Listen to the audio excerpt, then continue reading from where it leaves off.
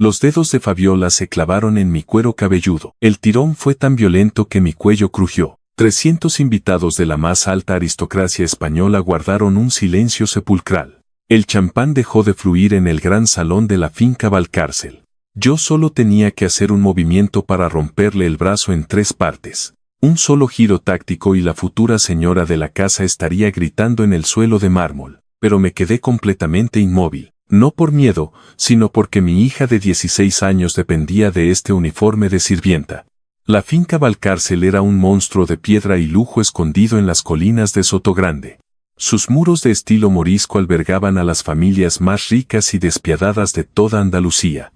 Magnates inmobiliarios, viejos nobles y políticos corruptos se reunían aquí para decidir el futuro del país entre copas de vino de 2.000 euros. El aire siempre olía a jazmín, a puros importados y a dinero antiguo. Para todos ellos, yo no era una persona real. Yo era Begoña, una mujer de 42 años que se fundía con el papel pintado de las paredes. Una sombra silenciosa con delantal blanco, zapatos planos y una bandeja de plata en las manos. Esa era exactamente la ilusión que yo necesitaba mantener. Nadie en esa inmensa casa sabía lo que yo guardaba en una caja de zapatos debajo de mi cama.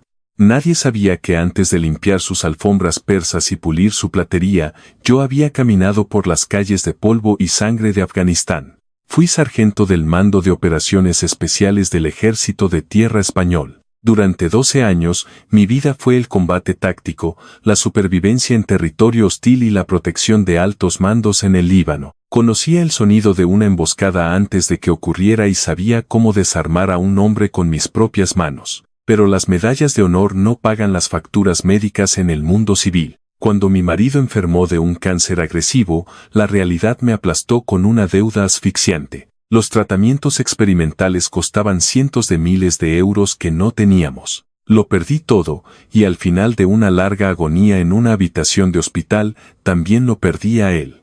Me quedé sola con mi hija Rocío y una montaña de embargos que amenazaban con dejarnos en la calle.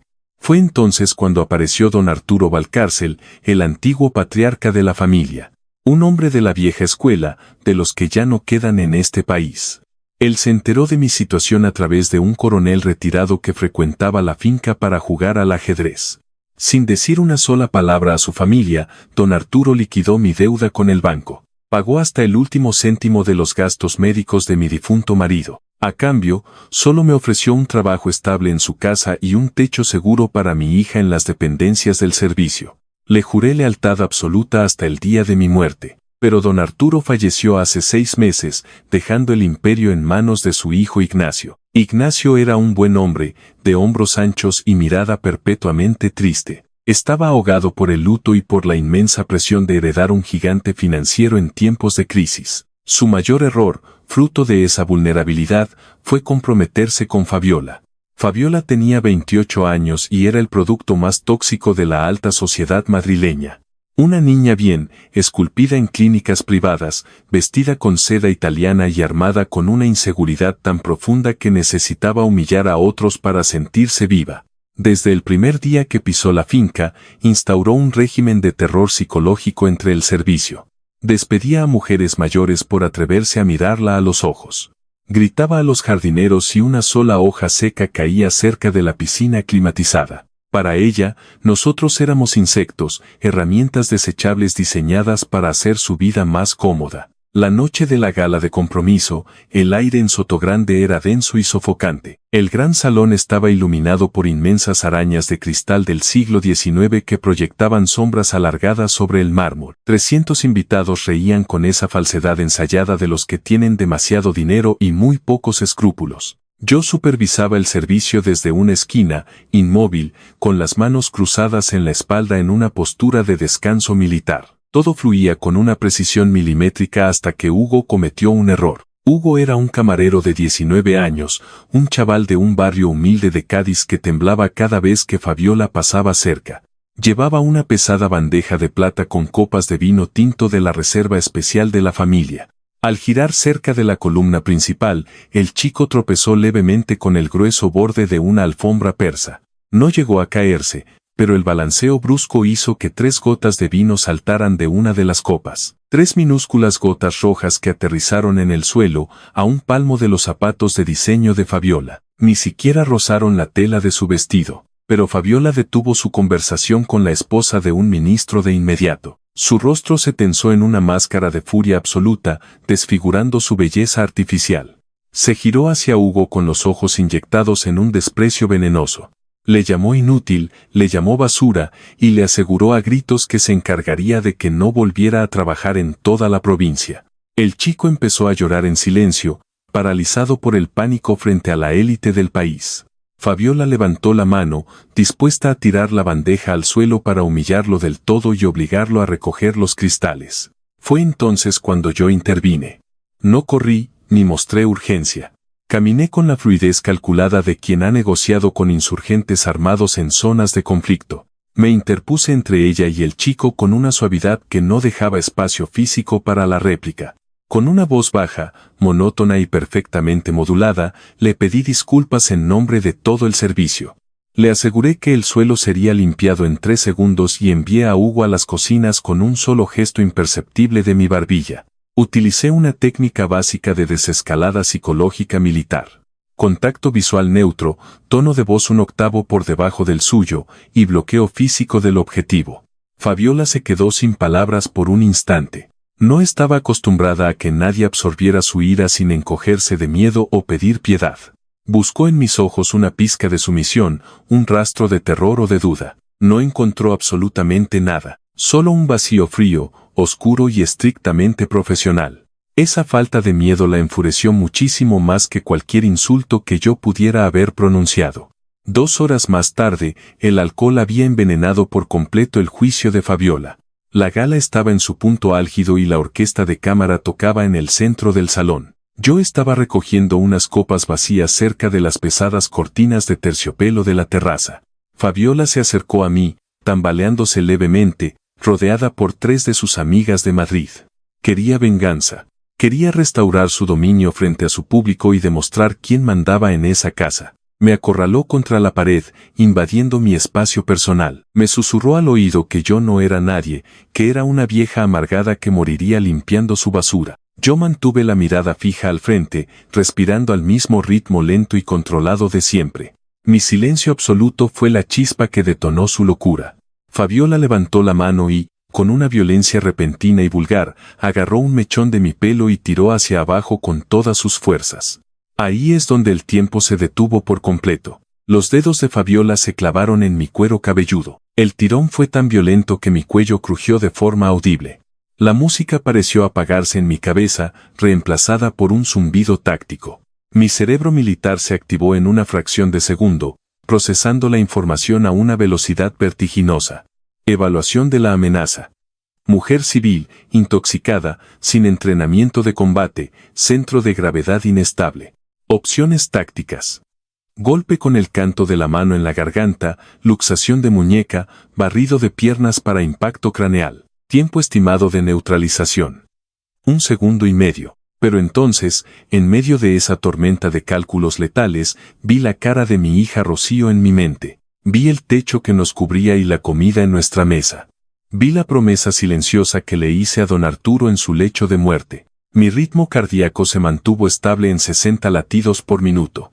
Relajé los músculos del cuello para absorber el dolor agudo y me quedé completamente quieta. El salón entero se dio cuenta de lo que estaba pasando. 300 invitados guardaron un silencio sepulcral, dejando las copas a medio beber. Las amigas de Fabiola dieron un paso atrás, asustadas por la brutalidad repentina de la escena. Ignacio, que estaba al otro lado de la inmensa sala hablando con unos inversores extranjeros, vio la agresión. Su rostro se descompuso por el horror y empezó a caminar rápidamente hacia nosotras, abriéndose paso entre la multitud. Fabiola sonreía con los dientes apretados, creyendo que había ganado, creyendo que me había roto el espíritu. Pero antes de que Ignacio pudiera llegar a nosotras, un estruendo ensordecedor sacudió los cimientos de la finca. Las pesadas puertas laterales de roble macizo se abrieron de un golpe violento, chocando contra las paredes de piedra.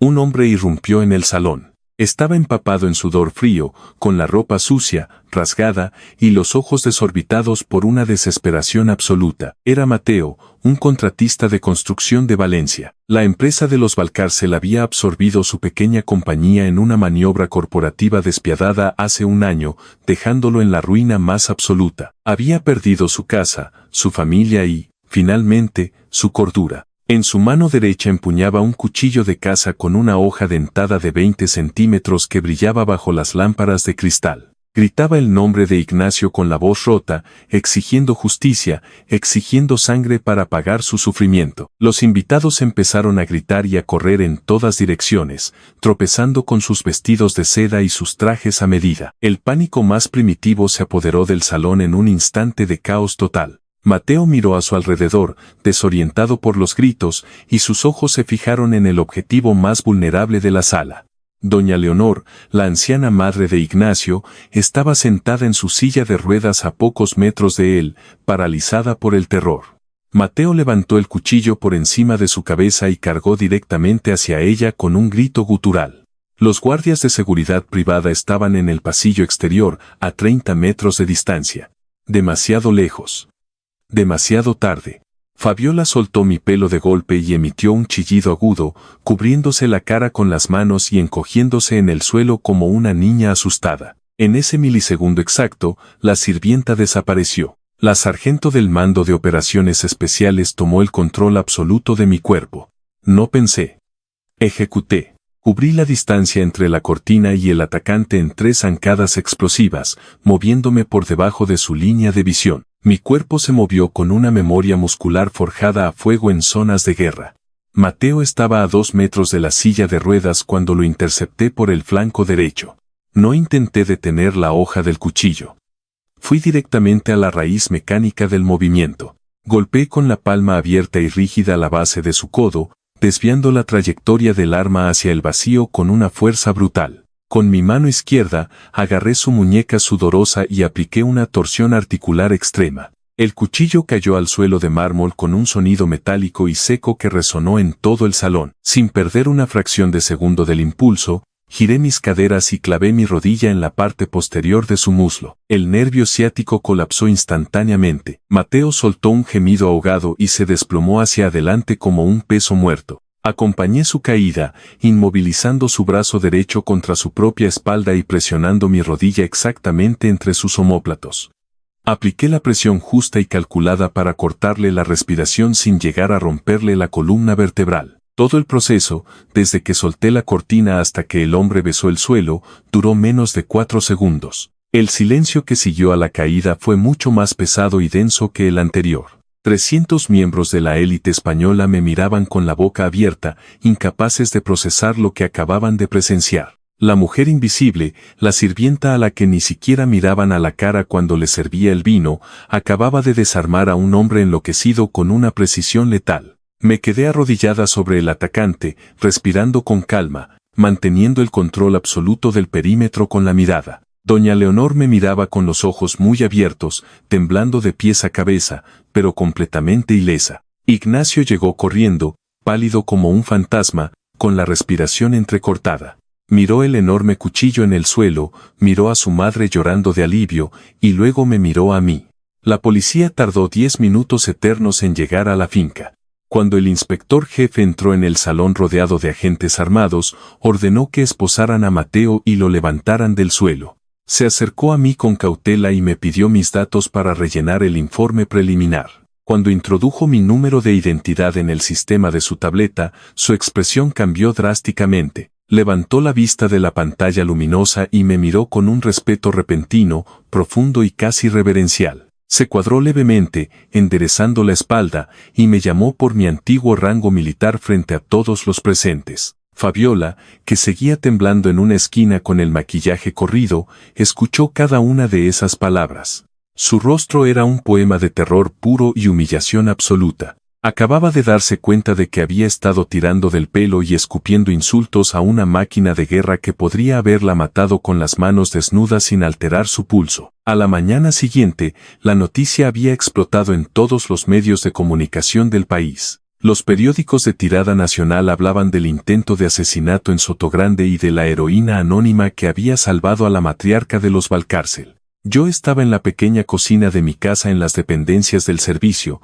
preparando el desayuno para Rocío.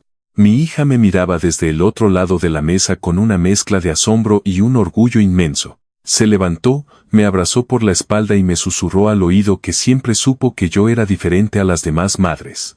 Le besé la frente con ternura y le dije que lo único que realmente importaba en este mundo era que estábamos a salvo. Mientras tanto, en el interior de la mansión principal, el ambiente era irrespirable. Fabiola estaba sufriendo un colapso nervioso en toda regla. No por el trauma del ataque, sino por el pánico a perder su imagen inmaculada. Sabía perfectamente que había docenas de cámaras de seguridad de alta definición en el gran salón. Sabía que el momento exacto en el que me agarró del pelo y me humilló estaba grabado desde múltiples ángulos. Exigió a gritos al jefe de seguridad que borrara los discos duros inmediatamente. Gritó, amenazó con despidos masivos y ofreció sobornos ridículos. Al ver que el personal de seguridad la ignoraba, fue corriendo a buscar a Ignacio. Se tiró en sus brazos en el pasillo, llorando lágrimas de cocodrilo y fingiendo un ataque de ansiedad. Le dijo que yo la había provocado con mi actitud desafiante, que yo era una mujer inestable, violenta y sumamente peligrosa. Le exigió que me despidiera esa misma mañana, que me echara a la calle con mi hija y que me denunciara por ocultar mi pasado militar. Fabiola intentaba desesperadamente reescribir la historia para salvar su posición de poder, pero Ignacio no era estúpido. El dolor paralizante por la muerte de su padre lo había cegado durante meses, pero el ataque de la noche anterior lo había despertado de golpe, arrancándole la venda de los ojos. No escuchó las súplicas venenosas de Fabiola. Se encerró completamente solo en la sala de control de seguridad de la finca, prohibiendo la entrada a cualquiera. Pidió al técnico jefe que le pusiera las grabaciones de la noche anterior, desde el principio de la gala, sin un solo corte. Ignacio se sentó en la oscuridad de la sala, iluminado únicamente por el brillo frío de los monitores. Vio la escena del joven camarero. Vio cómo las 3 gotas de vino caían al suelo sin rozar a su prometida. Vio la furia desproporcionada, cruel y sádica de Fabiola, y cómo yo protegía al chico con una calma profesional impecable. Luego adelantó la cinta hasta la madrugada. Vio a Fabiola acorralándome contra la cortina con sus amigas. Vio la crueldad desnuda en su rostro. Vio cómo me agarraba del pelo con una violencia asquerosa y cobarde. Y vio mi reacción. Vio cómo me quedé quieta, soportando la humillación pública sin levantar una sola mano, protegiendo el honor y la paz de su casa por encima de mi propio orgullo personal. Y finalmente, vio el ataque de Mateo. Vio cómo Fabiola se encogía de miedo en el suelo, inútil y egoísta, mientras yo arriesgaba mi propia vida para salvar a su anciana madre. Ignacio apagó los monitores. El silencio en la sala de control era absoluto y pesado. Salió al pasillo con paso firme y caminó hacia la inmensa biblioteca de roble, donde Fabiola lo esperaba bebiendo una copa de coñac para calmar sus nervios. Cuando Ignacio entró, su rostro era de piedra tallada. Fabiola intentó sonreír, intentó acercarse a él con esa falsa dulzura manipuladora que siempre usaba para conseguir lo que quería. Ignacio levantó una mano, deteniéndola en seco a 1 metro de distancia. Con una voz fría, cortante y desprovista de cualquier emoción, le dijo que había visto las cintas de seguridad. Le describió, palabra por palabra, cada uno de sus movimientos, cada uno de sus gestos de desprecio hacia el personal de servicio. Le dijo mirándola a los ojos que la verdadera clase no se mide por el precio de los zapatos italianos, sino por cómo tratas a los que no tienen el poder para defenderse. Fabiola intentó justificarse, elevando la voz, perdiendo los papeles, acusándolo de ponerse del lado de una simple sirvienta antes que de su futura esposa. Ignacio no levantó la voz. No le hizo falta. Le dijo que la boda estaba cancelada de forma irrevocable. Le dio exactamente 1 hora para hacer sus maletas de diseño y abandonar la finca para siempre. Le advirtió, con un tono que helaba la sangre, que si intentaba hacer un escándalo en la prensa o difamar a su familia, él mismo filtraría el vídeo de su agresión cobarde a todos los canales de televisión de España. Fabiola se quedó pálida, temblando de rabia, de impotencia y de una vergüenza aplastante. Su imperio de cristal, construido sobre la arrogancia y el desprecio, se había hecho añicos en cuestión de segundos. Salió de la biblioteca sin decir una sola palabra, destruida por el peso de su propia maldad. Esa misma tarde, mientras el sol se ponía sobre los jardines de Sotogrande, recibí una llamada del secretario personal de Ignacio. Me pedían que acudiera a la mansión principal de inmediato. Me puse mi uniforme, perfectamente planchado, me recogí el pelo en un moño tirante y caminé hacia el despacho principal. Cuando entré, Ignacio no estaba sentado detrás de su inmenso escritorio de caoba dictando órdenes. Estaba de pie en el centro de la habitación, esperándome.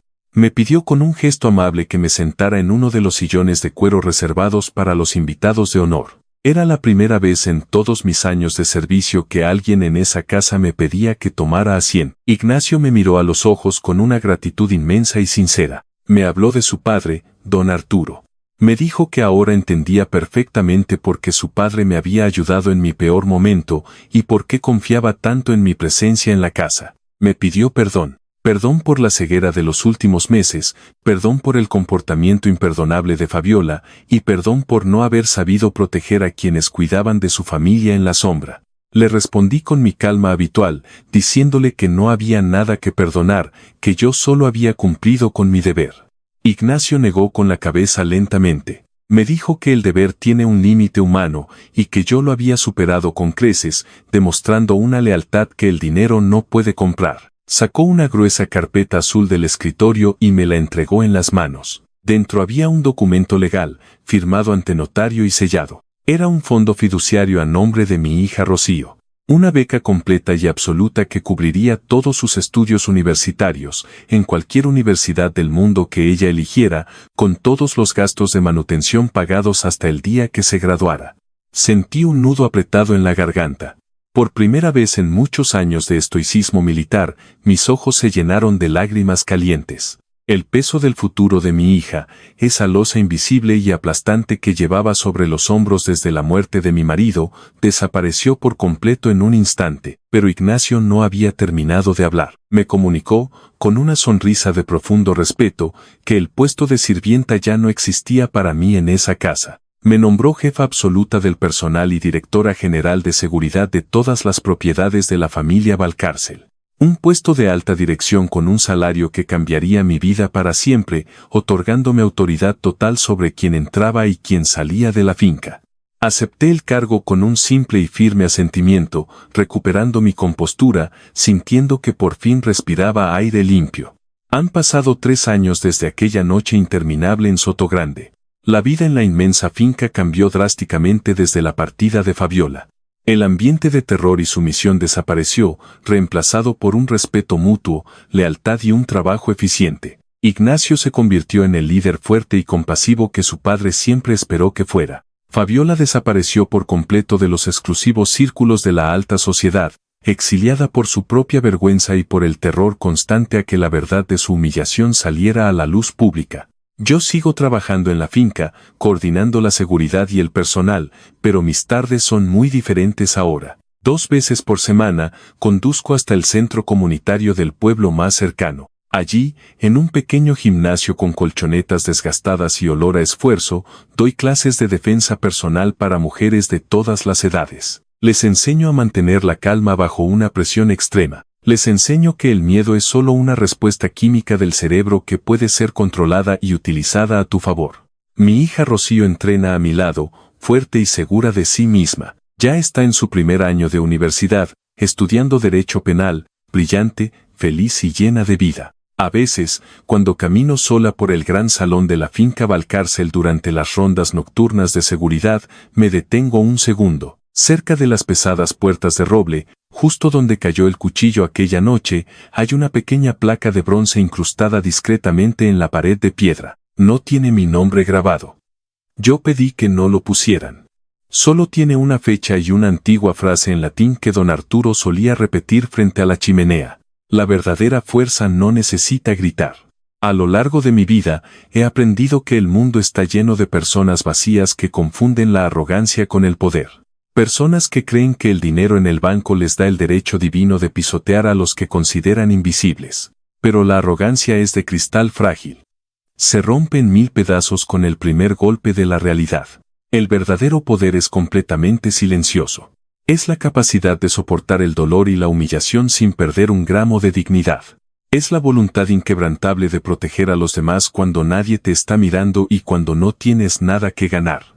La persona que más grita y exige en una habitación es, casi siempre, la más débil y aterrorizada de todas. Y la mujer que limpia el suelo en silencio, a veces, es la única persona en el mundo que puede salvarte la vida.